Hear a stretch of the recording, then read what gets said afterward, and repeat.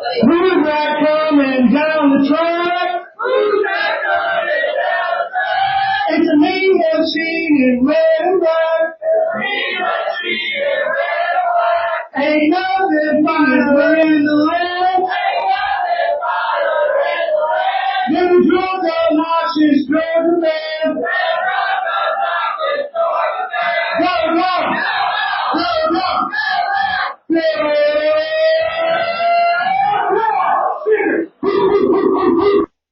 What's up, y'all? This is John and Mike back for another episode of the Nothing Finer podcast. Couple of things that we're going to clean up here before we get into tonight's episode. We made it as finalists for Best Podcast and Social Media Influencers for Connect Savannah, Best of Savannah. Let's go. Yeah, I am also surprised, but I am remembering to vote this year. I think I voted all 3 times last year and we somehow won. But I'm remembering this year. I need you guys to do the same.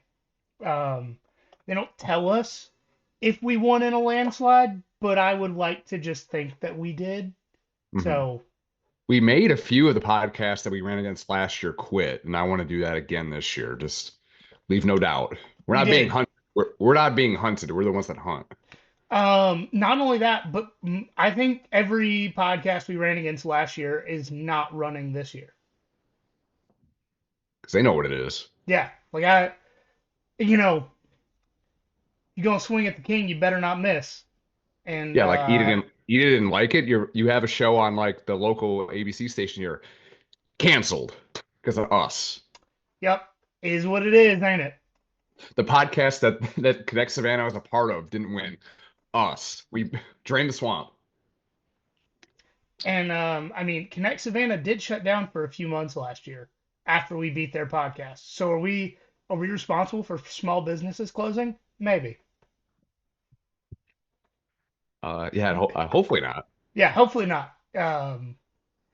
Considering your family has one, I work for one. Let's not do that.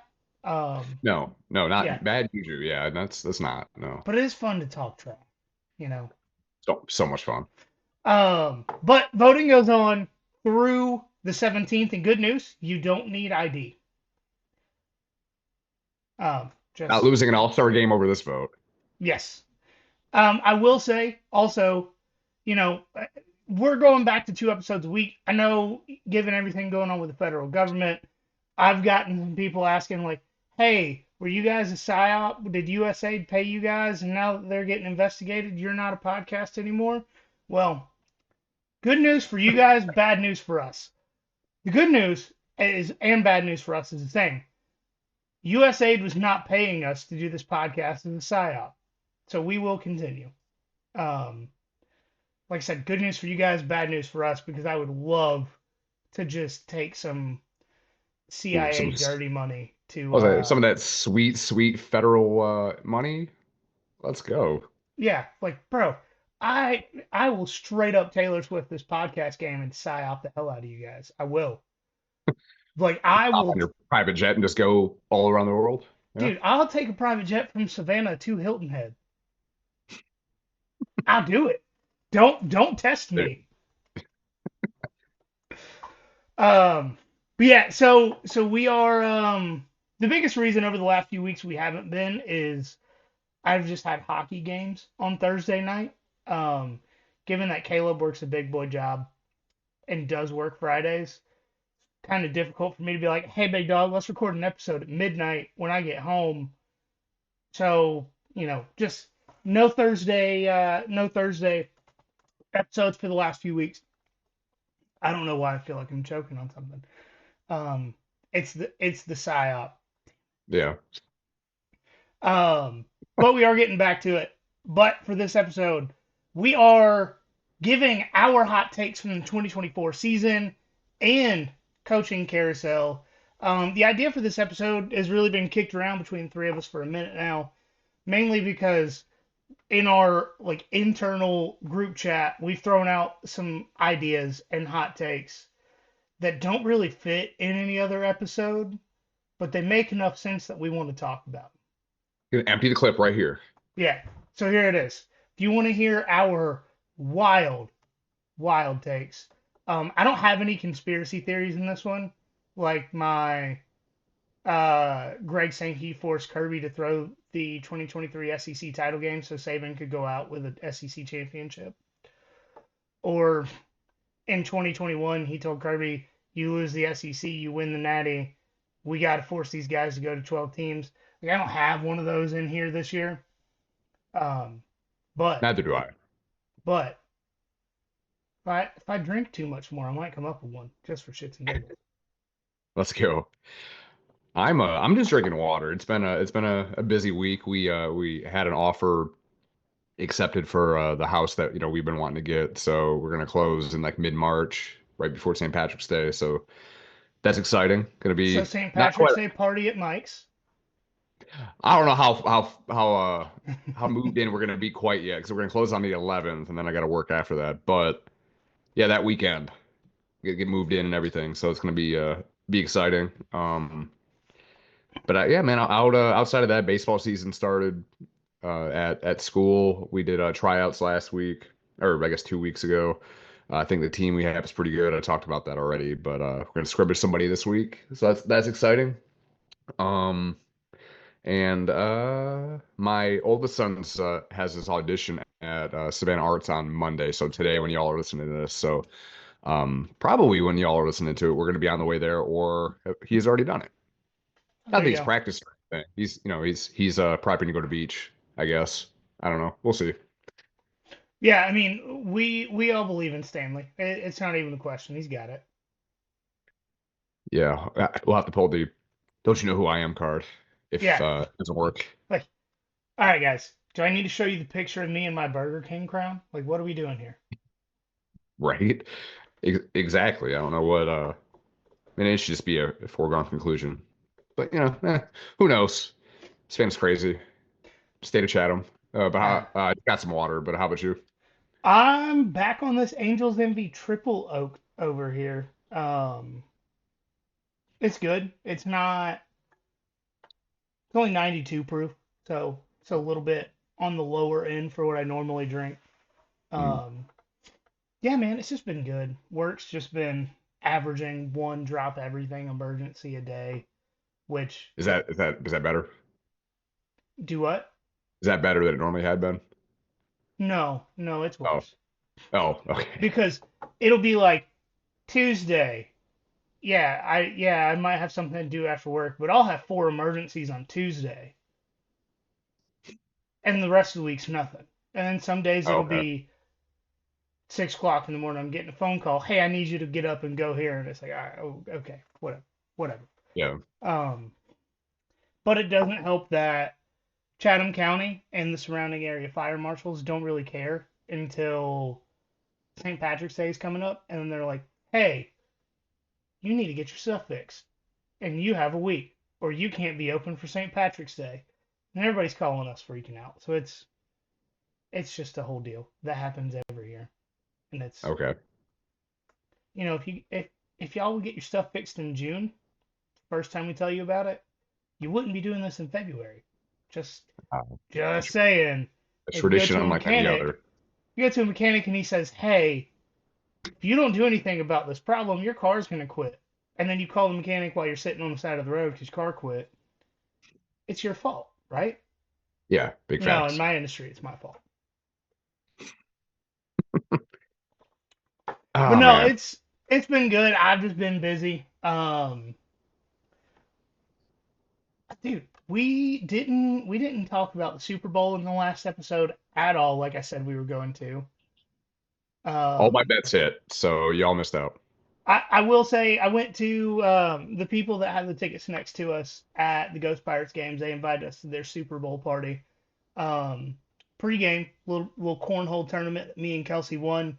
I missed kickoff, and like the round before kickoff, I was trying to like between me throwing, put some bets in. The only one I managed to get in was the coin toss, and it hit Hell yeah.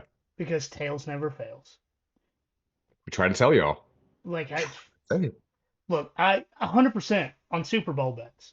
You know, just For the record, I didn't actually make any Super Bowl bets, so I lied. Sorry. I was trying to find national anthem over because it was a gospel artist, and the over did hit, but I didn't get the bet in time. Damn. I also got the Gatorade color correct. What And was it? I don't remember. Yeah, that's fair. But by that point, I had a few drinks, and I talked about it to the guy next to me, and I was like, "Oh yeah, dude, this is what it's gonna be." Forgot to put it in, Damn. but I got it right. That's all Yeah, that but I mean, matters. congrats to the 2021 Georgia defense on your Super Bowl win. That's awesome. It It is. really. Yeah. Also, my been going to physical therapy for a few weeks. He's a huge Eagles fan. Um, Considering that twice a week he sticks needles into my arm, I am really happy the Eagles won. Yeah. Solid for me, I you think know. most of America is, except like Missouri and I guess Kansas. I I If guess. Kansas is mad, they should realize that Missouri stole their city and their team. Like, Well, slow down here, y'all. the funniest part about Missouri is its two biggest cities, St. Louis and Kansas City, both are like on the edge of like other states. They just want to escape Missouri. Hmm, I don't know. I've never been, so I don't know. I don't know. I haven't heard good things. Who I will knows? say the one of the Not people that SEC. was a victim of the New Orleans attack, being a big Eagles fan and being helped out of his wheelchair to go party on the bus with the Eagles team in their Yeah, I saw parade. that. Top Mm. tier. Top Yeah, tier. for sure. Um, Most and of the images from their Super Bowl parade and whatnot were awesome. I well, there think was Saquon pulled out like the ball boy and had them join him. Like it was, I mean, it was all good. Like it's hard to and hate. Nolan was doing a Stone Cold Steve Austin smashing beer cans out of the crowd. Hell yeah, You know, he did 3 years of training in Athens yeah. That's to nothing. drink in That's Philly. like Like, right. yeah, kind of like when Georgia players go to the NFL and they're like, man, this stuff's easy compared to what I did in college. Hmm. Same with the drinking, you know. Yep. Hmm. All right, let's get into some hot takes. So we got both you and I put in a couple, and then Caleb put in two at least for 2024 hot takes, and then coaching carousel we all did two as well. Um, Heck yeah. so I started to do a little bit too much of a deep dive and had to reel it way back in because I realized I was going to take way too much time. So, if you guys send us a message and you're like, that's a good point, I'd like y'all to do a whole episode on that. I can go into depth for any of mine. I can. I like a tenth of what I looked up is actually in here. Um, Okay. so my first one, not really 2024 specific, but Georgia is currently in their golden era of pass catchers.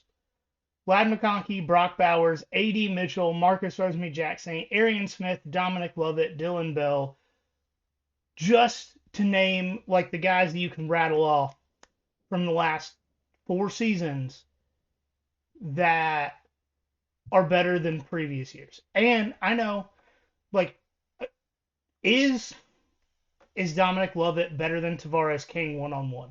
No. But the fact Right. that Dominic Lovett was on the team with every person I just named except A.D. Mitchell is why we're in the golden era. Because at any Indeed. point in time, with protection and the right quarterback, any of these guys can have 150-yard, 3 touchdown day easily. Um, and I know none of those guys hit 1,000 yards over the last few years, but I will say and take it to my grave, and this is including doing the math. If Brock had not gotten hurt in 2023, he would have had 1,000 yards on the dot. Hmm. That's just saying Georgia still loses the SEC championship game. Not that if he was healthy, they don't lose by 3 and they go on to play 2 more games, right? Like that's Right. just saying they play 14 games. He has 1,000 yards on the dot. Yeah.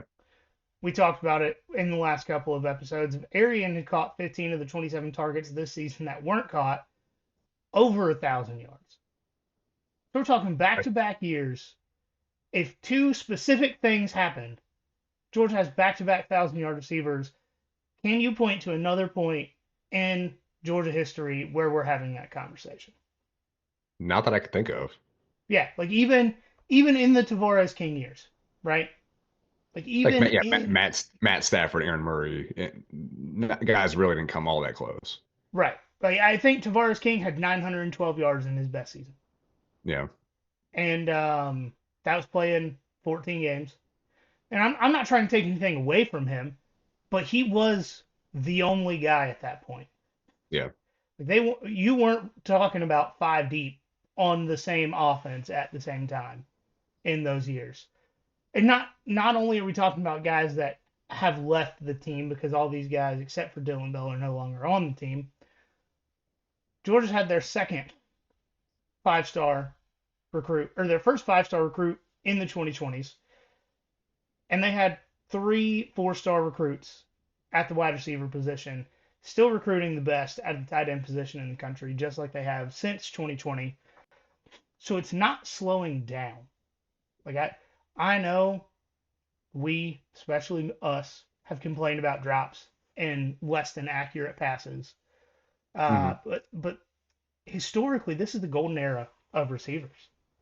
And if you look at like how they've played out in the NFL as well, I mean, Ladd and Brock were what top three rookies on offense this year. Yeah, AD had to deal with Anthony Richardson and Joe Flacco, so you can't really hold that against them.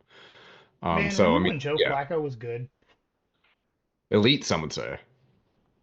I remember the season after they won the Super Bowl, people were asking if he was a first ballot Hall of Famer. Um, Meanwhile, Eli Manning wasn't even a first ballot Hall of Famer, so slow down. Good. Agreed. I got an argument with somebody about Mike Evans. I'm like, Mike Evans, he's got to be a first ballot Hall of Famer, right? He's got to. I mean, 11 consecutive 1,000-yard seasons, like that, insane. No one's So ever done I know deep we've deep tangent here at this point. My two favorite receivers in the history of the NFL. I don't care about any argument you have. Larry Fitzgerald and Mike Evans. The it. most Yeah. consistent year in, year out. One of the best stats that you can tell anyone that wants to have a wide receiver conversation. Larry Fitzgerald has more tackles than drops, and he never Yeah. played special teams. And Mike Evans made Johnny Manziel win the Heisman or helped him win the Heisman. And he also made Baker Mayfield look like a good quarterback. He made Jameis look like a good quarterback for a few years. Like he made the Jameis did that playoffs. stuff blind. Yeah, Jameis was seeing shapes and colors and made the playoffs with Mike Evans. Let's Yeah. come on here, guys. Yeah. That's our Tampa Bay Bucks talk. Yeah, Yeah, but all right. So mine, I don't have nearly as much data to back this up, but I'm questioning whether or not Georgia is still RBU. All right, so I don't think anybody could argue this. 2024 was the worst year for Georgia running backs in Kirby's tenure. I Of actually have a course. stat on that in my next bullet. Oh, okay, so I'll leave it. I'll leave that for you. But of course, injuries obviously played a part in the diminished production. You have people like James Cook, balling out now, and obviously Nick Chubb coming off the injuries, free agent this year. We'll see where he goes if he still plays. But um, I don't know. I mean, Nate Frazier we think is going to be good, but outside of that, I mean, Cash Jones obviously, but um, I don't know, man. It was a struggle this year. I'm not super optimistic, but I want to be. I love Nate, but outside of that, what's there? Yeah, and so my next bullet actually kind of goes hand in hand with yours to an extent. Mine's hitting more on the offensive line side of that argument, but the quarterback play didn't matter this year for Georgia with how porous the defense was and how bad the offensive line was for most of the year. Mhm. So this is the worst rushing attack Georgia has had since 2010, the year they went 6-7. I was gonna say, yeah. Ugh. Georgia played one more game this season and had 112 less yards rushing. than 2010. Mm-hmm. Like that. And, I don't know if this is more of a qualifying statement. I've heard it somewhere. I don't remember where it was, but someone recently has talked about Georgia is still dealing with the Matt Luke offensive line I was just gonna strategy, recruiting, and training. And wait, what strategy was there? Like, I'm here now, I'm not gonna recruit. well, so I remember talking about this because the podcast had started when Matt Luke was the coach. And I Mhm. remember talking about he had changed the strategy of going from size is the most important thing to being large and athletic was the most important thing, which stands to reason why a few of Georgia's offensive linemen this year were put on skates. Yeah. They're smaller, and while they're athletic, they're not big enough to stand up to some of the defensive lines. But if you look at it over the last 2 years, Stacy Searles, for as much crap as we've given him about how the players are performing, Georgia has two 6'10" offensive tackles recruited in the last 10 years. And they should get some time. Right. I Like would, Jazir Jackson was true freshman this year. We talked about him on the recruiting episode from a couple of weeks ago. He was a blocking tight end this year to put on some more mass and learn the offensive line blocking schemes a little bit better. But every time he got onto the field, he was moving like five guys out of the way. It's just going to be a matter of time with him. And yeah, so offensive line potentially answered. mhm. Question potentially answered. Um, but with the defense, I mean, Georgia lost 2 games in the regular season. Both of those, in at least one half of the game, the defense appeared to not be on the field. Right. The Bama game, I'm completely unsure if they were there or not. Just have no idea. The Ole Miss game, what was that? You go from shutting down Texas and Austin Mhm. to letting a true freshman 17-year-old quarterback scoring a touchdown on you in Vaught Hemingway. And then, UMass. What was UMass doing running all over the field? I had Right. large questions in that one. And then, of course, the Florida game. The walk on from Yale didn't look as bad as he could have. And Right. that was a problem. Like, you Hmm. knocked Anthony Richardson out of the game. Congratulations. Why is it still close in the fourth quarter? Yeah. And, No, not Anthony Richardson. Oh, what's nope. Lagway. Lagway. DJ Lagway, significantly better than Anthony Richardson, just Yes, indeed. in my head from the Colts stuff. Yeah. But with the drop off in defensive productions and the injuries, to be clear, there were a ton of injuries on the offensive line this year. But they also played poorly when they were still in the game. Yeah. I think you could put Stetson Bennett, Lad McConkey, and Brock Bowers on that team, and they still don't win a national title this year. That's probably fair. Yeah. Uh, do you think that defense and that offensive line is stopping what we saw Ohio State do in the playoffs? No. And No. that's my point. Yeah. Almost didn't do it with CJ Stroud there a couple years ago. Right. And well, CJ Stroud, to be fair, is better than Will Howard. Yeah. Yeah. For Ohio sure. State actually had a better team in 2022. But Worst coordinator's better team. yeah, went 11-2 though. That sucks. Who did they lose to in 2022? Well, they lost to Michigan because they never played for their conference. Well, how many years has it been since Ohio State's played for a Big Ten title? 2020. Okay, when they only played 6 games. Yeah. And then they lost to Georgia at midnight, Hmm. St. Ruggles, if you will. Oh, it's beautiful. Thanks for helping me jog my memory. That was good. Yeah, Excuse me. All right. So here's a little homerism here, trying to be more optimistic. The SEC is still the best conference in college football, much to the chagrin of people like Joe Klatt and those guys that are just talking about how the Big Ten is just going to run things now. Uh, Obviously, Ohio State, Michigan, the last two national championship winning teams, obviously from the Big Ten, end of one era, beginning of the next, with the 14 to 12 team playoff.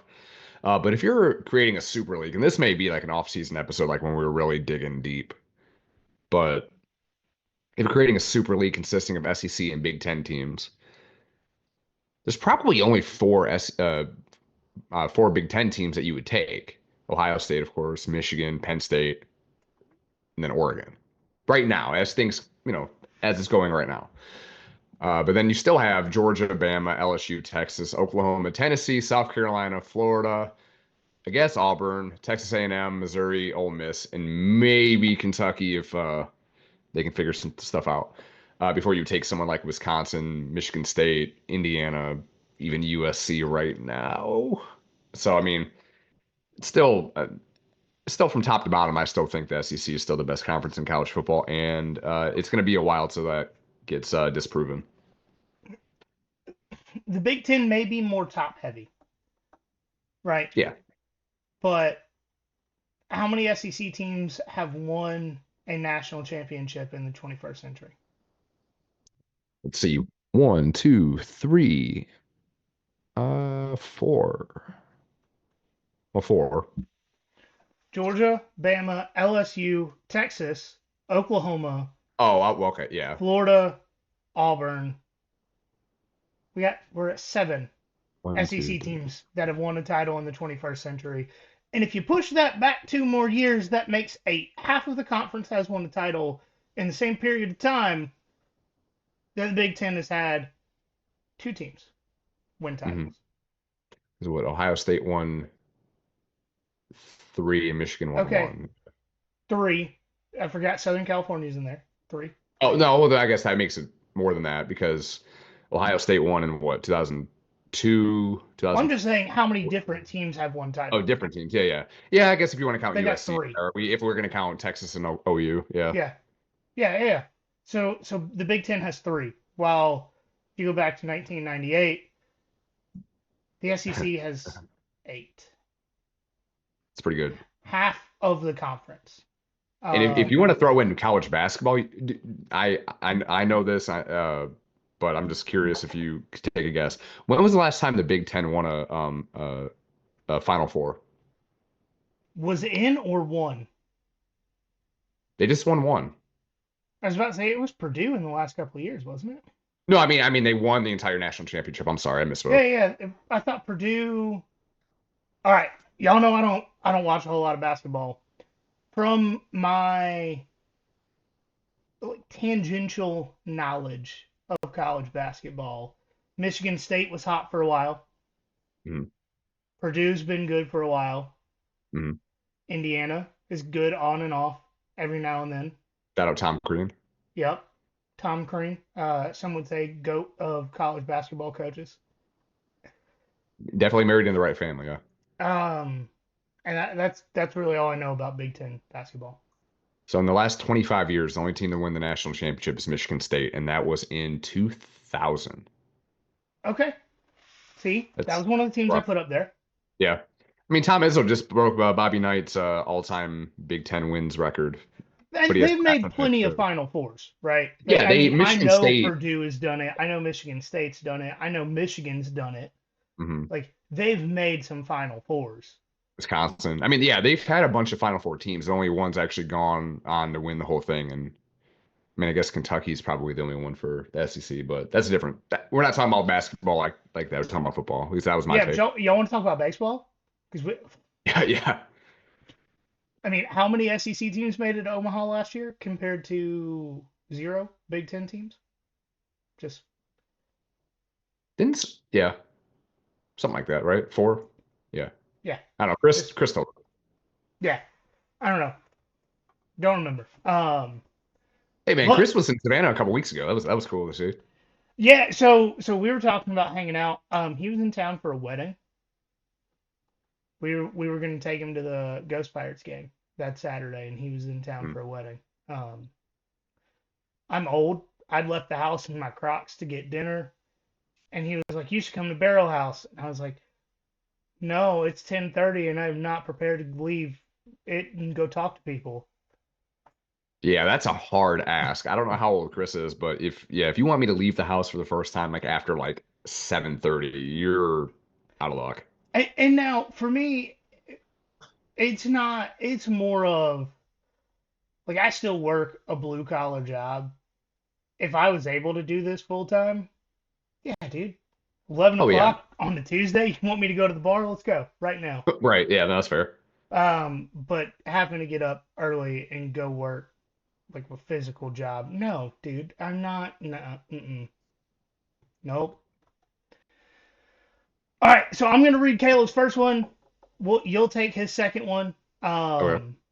So Caleb, he said the actual top five this season was one, Ohio State, two, Oregon, three, healthy Georgia, four, Texas, five, Notre Dame. I don't think that's not really a hot take. Well, so I have questions, right? So what are we saying is a healthy Georgia? Are we saying the team that played against Clemson is the team that plays all season with no injuries? Or are we saying to start the season there were no injuries? Like going back to like fall camp. Yeah, because I think those are drastically different conversations. If Georgia has Branson and Roderick available for the entire season, I don't know if we know who Nate Frazier is right now. Facts. Yeah. Like, just just being honest, he made the best of his situation, and I think Mhm. because of that, next year he has a commanding lead in that room for playing time. But like, does Tate not go down for a good part of the season? Does Jared Wilson not go down for a good part of the season?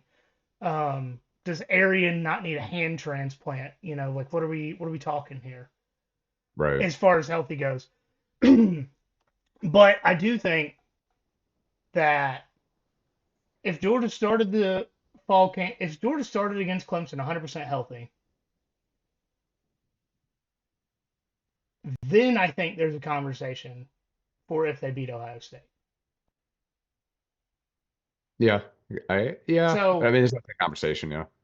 so I would agree with that. Um, I'd still put Notre Dame over Texas because Yeah. just because if Texas fans are going to get mad at me, try to argue against this logic. Georgia scored more points in the second half of the SEC title game with the same team that played in the Sugar Bowl and only scored 10 points than they did against Notre Dame. It was the same team, scored more points in one half than they did in four quarters of their next game. Yeah. Hmm. Just for that fact, putting Notre Dame over Texas. Yeah. And then Caleb's other hot take was that Brett Thorson should have won the Heisman Trophy this year. He says that punters are considered a low value position, but Brett was head and shoulders over every other punter and no other player at their position this year. The award is supposed to go to the most outstanding player. What does that mean if it doesn't refer to the amount of separation between them and every other player at that position? But sure, give it to a guy who plays a lot of snaps while letting his girlfriend do God knows what at parties without him. Let's just say That's a Travis good call, Hunter Bumper. allegedly knows a lot about that chair in the corner. Just call it the Travis Hunter chair from now on, not the other thing that it would be called. Yeah, he's the hunter, not the hunted. Um, I will say Georgia beat Texas with Brett Thorson, lost Notre Dame without him. That that is true. You know, We need just Thor on this team. We need him. I, he went all of 2023 and up until Georgia Tech of 2024 without allowing a punt return, Yeah. and then started allowing them. You can only just put so much into the football before your knee starts to go, and that's what happened to him. Ask Pat. Yeah. I feel like him and Pat would have a great conversation. Oh my God. Yeah, we need to make that happen. Or they need to make that happen. All right, we're getting into coaching carousel hot takes. I think I actually have more that I want to talk about for this segment than the last one, just because, Okay. man, you can see the outline. I went hard with zero research. Like, Hell yeah. just, a couple, like, I would make sure that I'm correct when I'm saying something, but, like, I didn't dig into anything. This is just, like, off the top of my head, here are my thoughts about this certain situation. So, like, if you guys want more information or, like, a full episode about this, could easily do that. My first hot take. Dan Mullen will take the UNLV Rebels to the playoffs before Tennessee wins a playoff game. Ooh. Double-sided here, right? Dan Mullen is quite literally the king of doing significantly more with less, right? You got Dak Prescott to just be up there in the conversation of best quarterbacks in the league and got him paid with the Cowboys. He did. He also made Kyle Trask a Heisman contender. Yep. Like that's Kyle Pitts caught touchdowns with it under Dan Mullen. Like, oh my God, can you yeah. imagine? Let's put Kyle Pitts, the same guy that has caught a total of 7 touchdowns in 3 years in the NFL. That Kyle Pitts was the highest drafted tight end in the history of the NFL. Not Brock Bowers, the only 2-time Mackey Award winner. The second place in Offensive Rookie of the Year. The only bright spot in the entire Raiders roster once Max Crosby went out. Mm, Kyle Pitts, because he played for Dan Mullen. yeah. But, so, 12-team playoff, they're giving a playoff spot for being the best Group of 5 team. The only Group of 5 team that beat UNLV last year. UNLV went into overtime against Syracuse last year. Same Syracuse beat the hell out of Miami, right? Oh yeah, did they? Just like let's just clarify this whole situation. The only Group of 5 team that beat UNLV last year just lost Ashton Genty, their all-time running back, who made up 49.6% of their offensive touches and 41.9% of their offensive yards. Yeah, it's gonna be tough to overcome that. Yeah. So who's standing in UNLV's way this year? And I say, right? Like you Yeah, got to I mean think it's got about to it be for a minute. UNLV, right? Yeah, like they are the leader for that. Tulane has I think it's between Tulane and UNLV for that Group 5 playoff spot next year. Well, Well, I mean, to be honest, obviously, we all know that Georgia Southern's coming. They just re-signed Clay Helton for another 5 years. We know that. yeah, for Just sure. not including the real GSU. It's got to be UNLV. Right. And we will absolutely do an episode talking about this probably in the summer, but I added that before Tennessee wins a playoff game thing because one, it gives a time frame, makes it a bolder, hotter take, right? Mm, yeah. But I'm not convinced that Tennessee's good. Like I know they made the playoffs. I know they beat Alabama. Like we're all on the same page there. Yeah.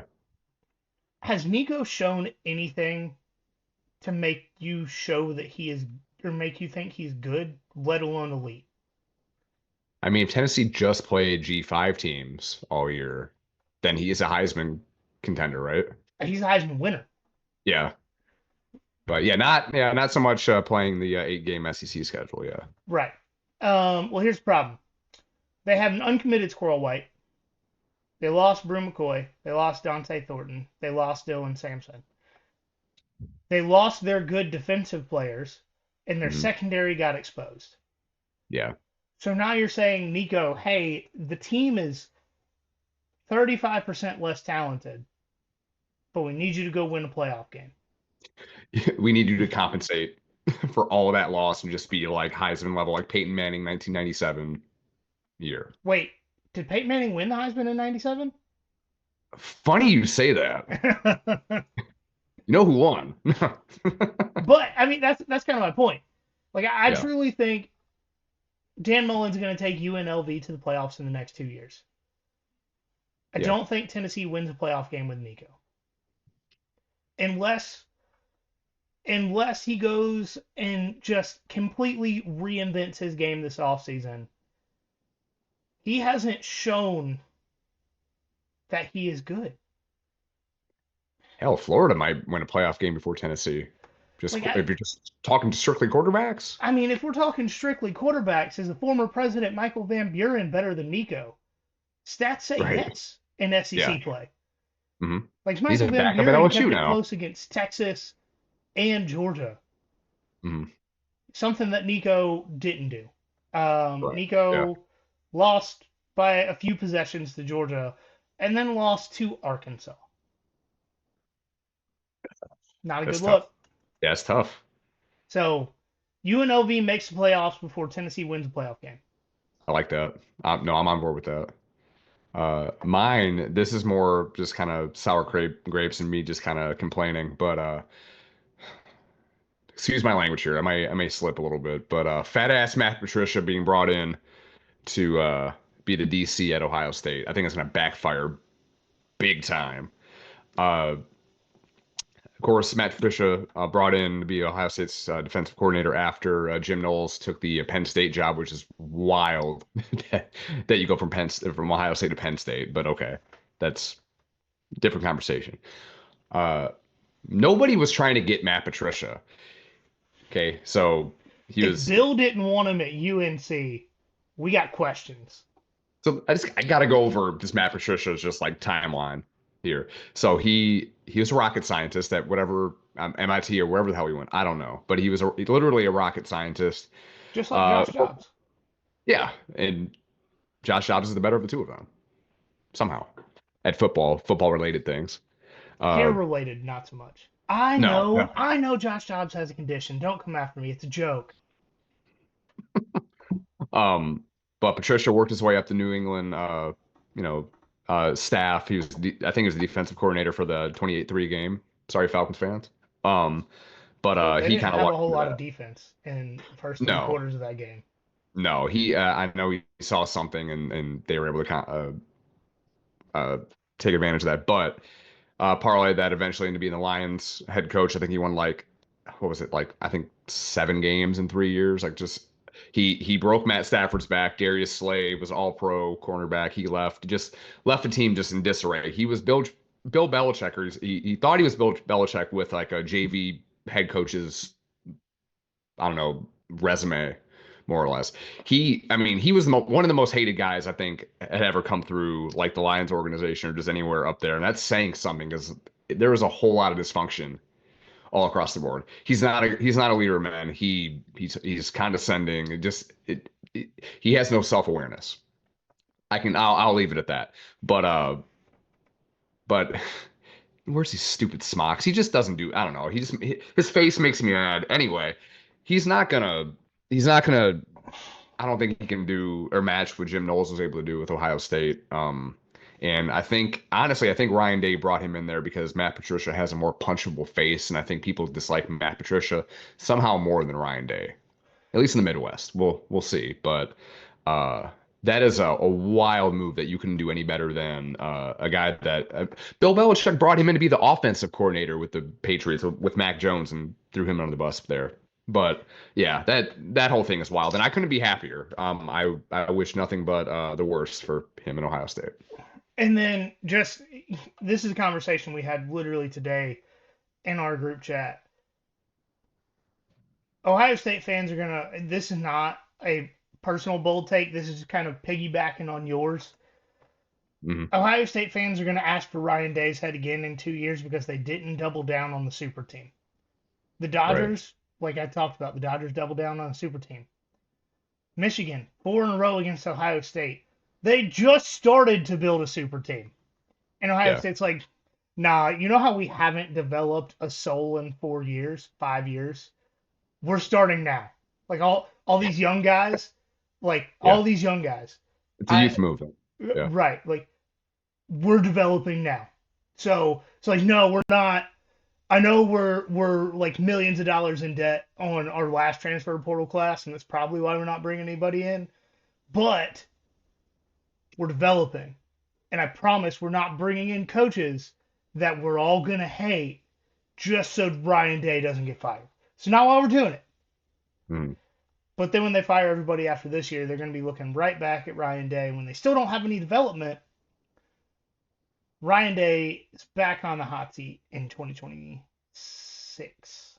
What would be a tougher pill for them to swallow, losing against Michigan in 24 with like, a 4 or 5 loss team, whatever they ended up being, or losing to the start of like Michigan spending money in the NIL space and, paying whatever it was, $10 million for Bryce Underwood and all that, like, and not keeping up with them. Which one would you think would sting them more and piss off the fan base? Well, so I think Ohio State fans, at least delusional Ohio State fans, because like I've said this before, I have friends who are Ohio State fans and not delusional, right? Hmm. At least the not, or at least the delusional Ohio State fans went and said, you know what? Those first three, they had Connor Stallion stealing our signals. Like it's not even our fault. It's not Yeah. Ryan Day's fault. It's 100% Michigan just cheated. Those Mm. don't count, right? And then this year, an objectively bad Michigan team Yeah. beat the Ohio State team that went on and beat the hell out of everybody on their way to a national championship. And it's like, Yeah. all right, so maybe you guys have a mental issue on beating Yeah. Michigan. Hmm. But if they make it five in a row and two in a row that you can't claim cheating, Oh, just I will say the wig industry will go through the roof in Columbus because nobody's going to have hair. Ryan Day's going to just mend that scalp, but the hair's getting ripped out. the Carlos Boozer like shoe shine head job. There you go. Yeah. It'll be like LeBron before he went back to Hims, like Yeah. spray painting the scalp to make it look like he had hair. Yeah. Preseason Brown. Yeah, it'll be bad. It'll be Yeah. bad. All right, my next hot take is that Bill Belichick is set up better for this era of college football than any coach in college football. Obviously, best coach in NFL history. Not really disputable. Right. Um, and I know that NFL and college don't always translate to each other. Very famously, Nick Saban sucked in the NFL, right? Well, he was like near 500. Like, I think if he would have stuck with it, he could have been a little bit different. But He also coached for the Browns at one point, and that's just yeah, a black spot in anybody's coaching resume. yeah, coaches go there to die, just like anyone going to Ohio. I thought you were going to say massage parlor. Um, but so I know it doesn't always translate, but if you can look and pinpoint what Bill Belichick has done well over the years in the NFL, it's motivating his players, right? Like Mhm. he's not the most friendly guy, but he is able to go into a locker room, talk to somebody on the sideline, get them motivated, do what he needs them to do to win games. Hiring the right coordinators. I know he hired Matt Patricia multiple times. But Matt Patricia as a defensive coordinator was good for the Patriots. Yeah, offensive coordinator, not so much. No. Right.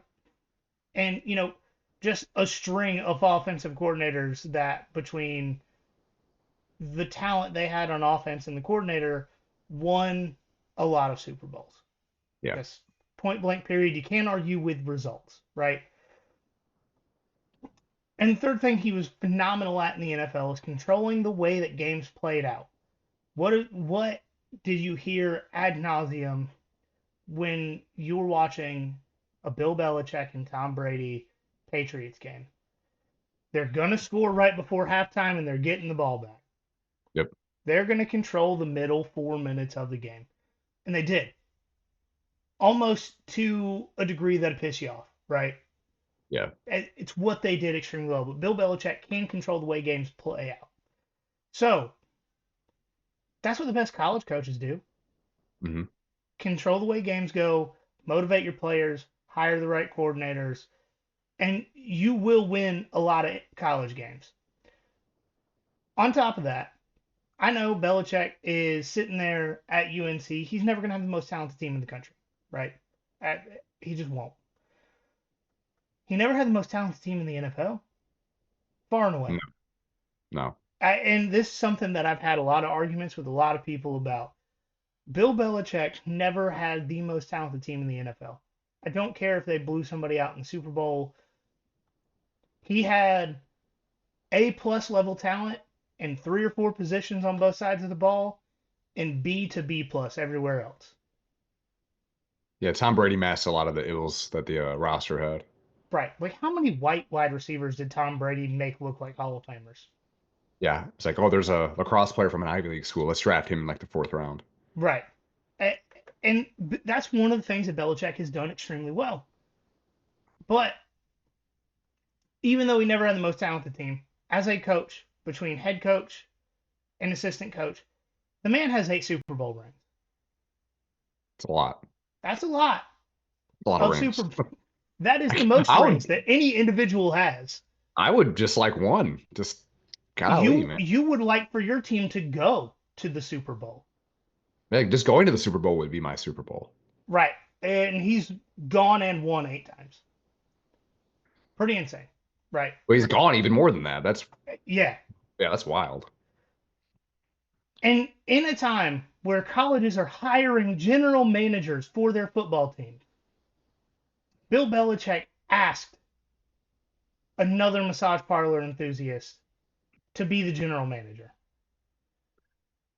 Well, Deshaun doesn't have any Achilles left. I guess is that what he's doing now? Well, there's multiple massage parlor enthusiasts in the NFL. I can't remember the Patriots owner's name, but I knew Oh, everyone Kraft. listening would get his name. Kraft. Ah, there you go. Kraft. There you Robert Kraft. go. But yeah, so he asked Robert Kraft to be a general manager and a head coach in the NFL. Where can you name another head coach general manager that was successful at that job? No. Because Hey, Vrabel was, Jimmy Johnson tried. No, because it was. Oh no, because Jerry is already there. Never mind. yeah. Never mind. So like Mike Vrabel was regarded as a great head coach for the Titans until he took over as the GM, fired 2 or 3 years later. The guy that did it for the Titans before they hired D'Amico Ryan, like when the Titans were making the playoffs regularly before now. Mm-hmm. I don't remember who that was. Once he took over as GM, he was fired 2 years later. Like nobody does it well. Bill Belichick did it for the Patriots for most of the 21st century. Yeah. So, lost where I was at. I think that because a modern college football head coach is essentially a general manager, and because he's done this job so successfully before at a higher level, now that we are, I mean, as of what, June 1st, July 1st, college football players are getting a salary from the schools, right? Mm-hmm. Yeah. UNC did the best they could have done considering their position and where they want to go. And now that they have somebody that is proven to be able to do it at that level, I think the donor base is going to spend a lot more money in football than they have been recently. And it would not shock me if in the next 5 years, UNC makes the playoffs. It's definitely in the realm of possibility with the ACC not being super great. I didn't even bring up the fact that he's already offered 3 of his former Super Bowl winning players kids scholarships. Like you don't have to recruit those kids. He's call them up, be like, "Hey, big dog, your son's coming to play for me, right? All right, cool. Yeah. Done. Recruiting over." Yeah, easy. So Caleb's, I like this too. So he said Florida keeping Sunbelt Billy actually works out to be a positive for Florida, not because he's a good coach, but because closest thing to a sure thing in the carousel this year was Dan Mullen, and hiring Dan Mullen back would have been a bigger embarrassment for the program than another mediocre year with Napier. And so I like that.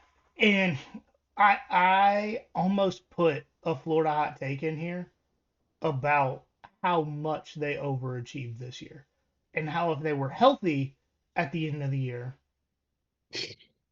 if I'm Yeah. just like if Florida was healthy at the end of the year, right? And I'm talking DJ Lagway, not Graham Mertz, because Graham Mertz did nothing to lose his job, but DJ Lagway was a significantly better player, and the entire team looked better with him, right? Yeah. I I think Florida week 13, week 14, whatever they called it this year, rivalry week. If they were healthy, if their offensive line, if their defense, their receivers were healthy going into that game with DJ Lagway as a quarterback, I think they beat 3 or 4 playoff teams. Yeah, I could see that. Yeah. Like SMU, mm, Boise's defense, mm, with how a lot of teams played against Penn State's defense, mm, like Yeah. a healthy DJ Lagway probably beats Georgia in Jacksonville. The way it went this year, yeah. So, oh, I'm not happy about Florida this year. Just gonna be honest with y'all. Like I would love to get a Florida reporter on at some point this year, this off season, to kind of talk about that, because at this point it's a tradition to have Bobby on for the Georgia Florida game. But I'd love to get somebody on that's in the weeds year round about the football team, because I'm worried, and if you're not, you're wrong. Right.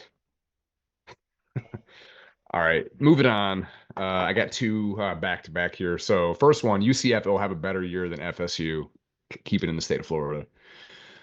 So just running it back a little bit, UCF lost Gus Malzahn to FSU to be their offensive coordinator, and of Is that an course, upgrade? no. I I was mean, for about to Gus, say, it probably is. I was about to say for Florida State, is that an upgrade? No, Because for UCF, it probably is.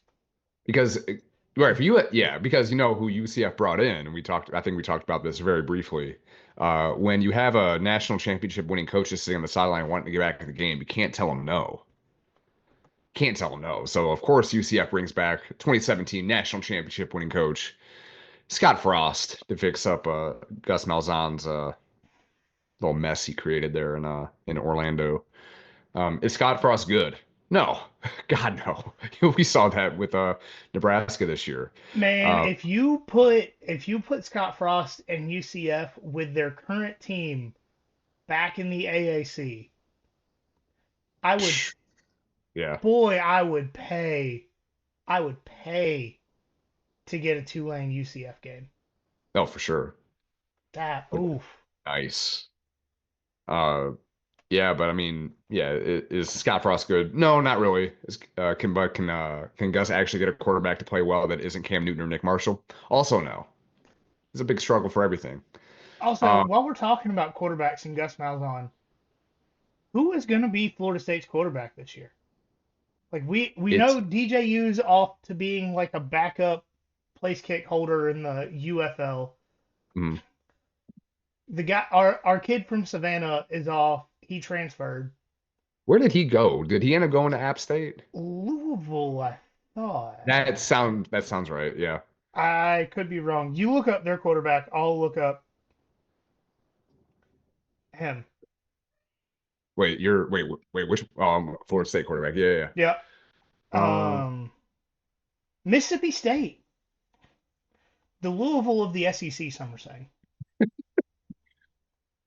I, I yeah, I don't mean, hate the Mississippi State with Jeff no, Levy though. no, God, no. I am struggling to find who the quarterbacks are this year.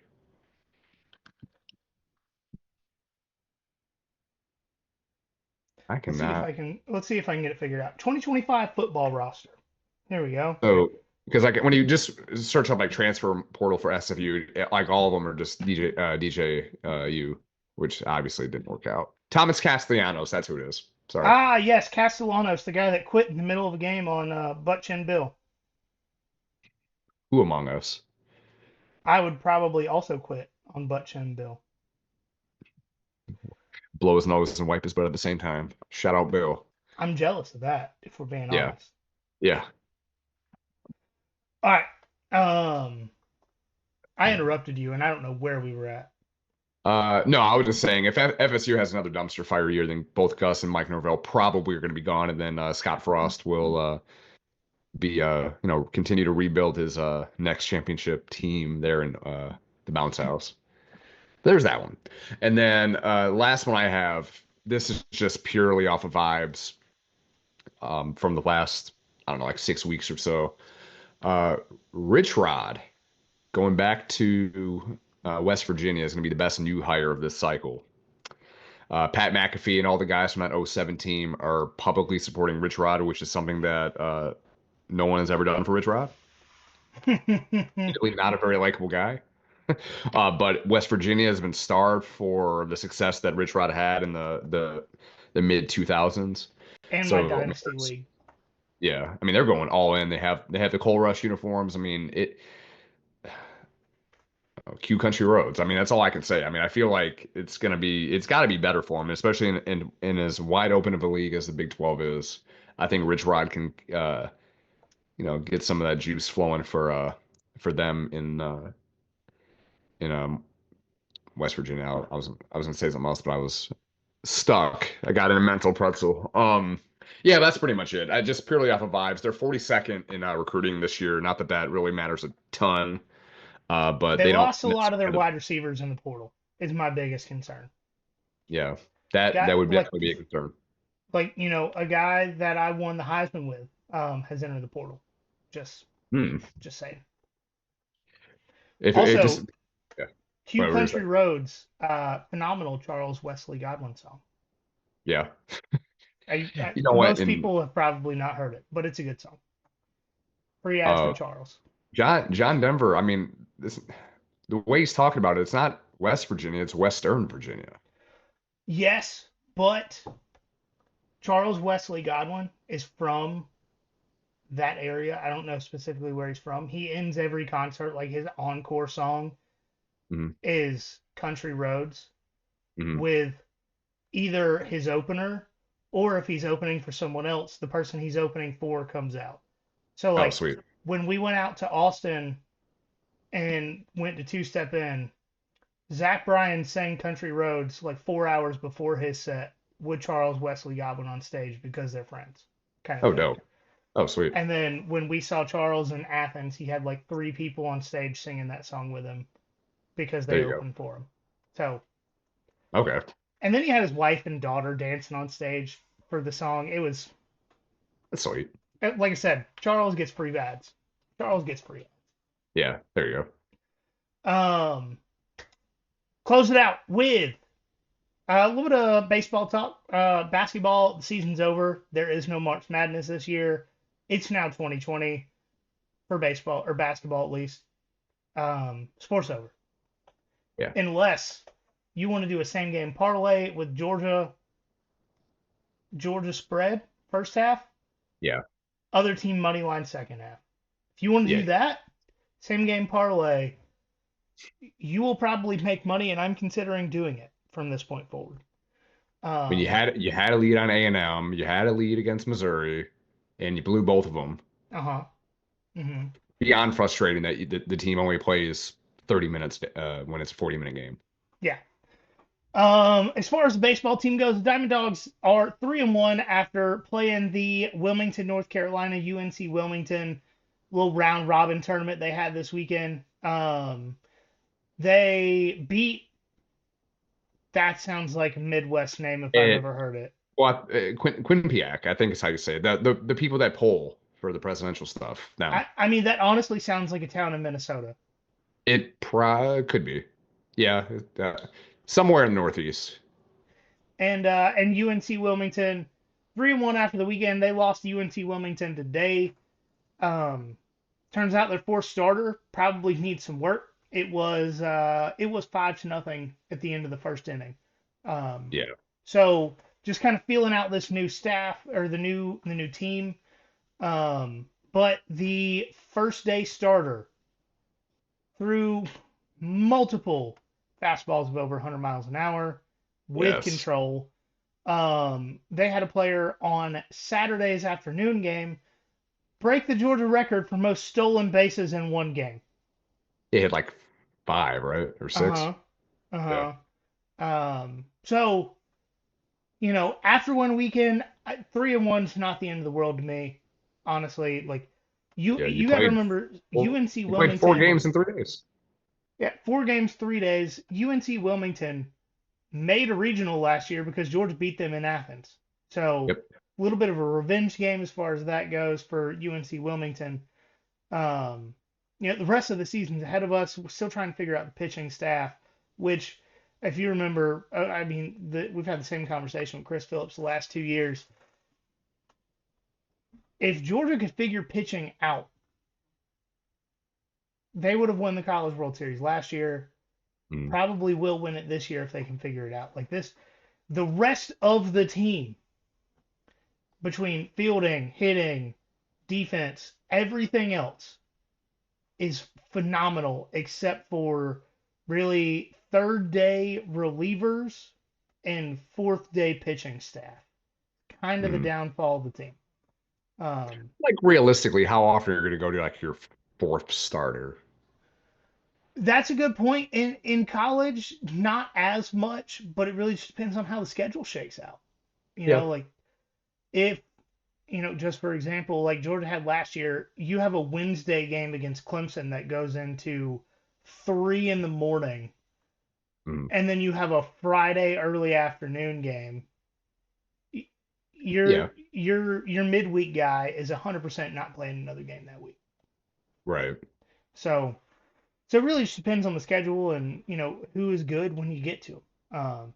I'm still extremely confident about this team. I will say, not happy with UNC Wilmington having the only television available being Flow Sports. If you, Ew. yeah, if you watch minor league hockey, you know what Yeah, I I'm was gonna talking say. about. Or apparently, Flow Sports is known for three things: lower level college sports, dirt track racing, and Okay. minor league hockey. It's the only things they televise. So it's like the super, like the I don't know the hick version of ESPN, maybe.